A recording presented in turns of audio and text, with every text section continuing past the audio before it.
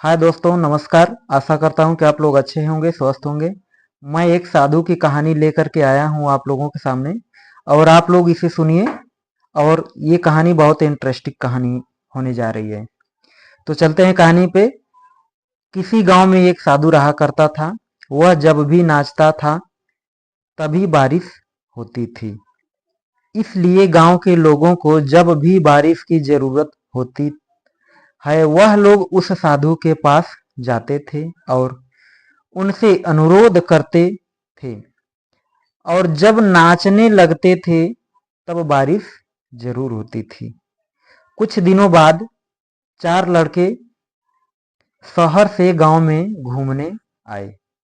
तब यह बात पता चला कि किसी साधु के नाचने से भी बारिश होती है। तो उसे यकीन नहीं था।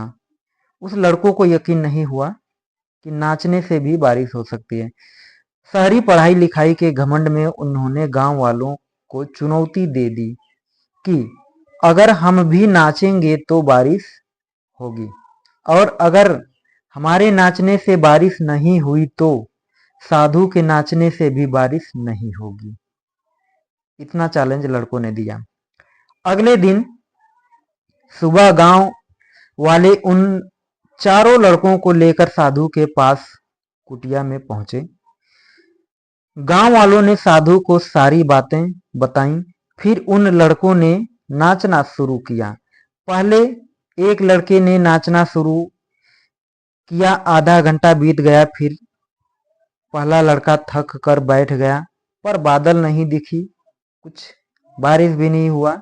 कुछ देर बाद दूसरे लड़के ने भी नाचना शुरू किया और एक घंटे बीतते बीतते वो भी थक करके बैठ गया।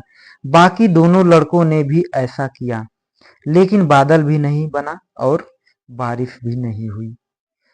अब साधु की बारी थी और साधु नाचना शुरू किया। एक घंटा बीत गया पर बारिश नहीं हुई, पर साधु फिर भी नहीं रुका।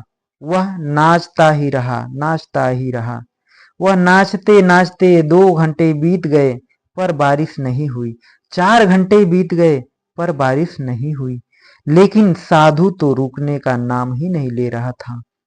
धीरे धीरे शाम ढलने लगी कि तभी बादलों की गड़गड़ाहट सुनाई दी और थोड़ी देर बाद बारिश होने लगी। यह देखकर चारों लड़कों ने भी दंग रह गए और तुरंत साधु से क्षमा मांगी।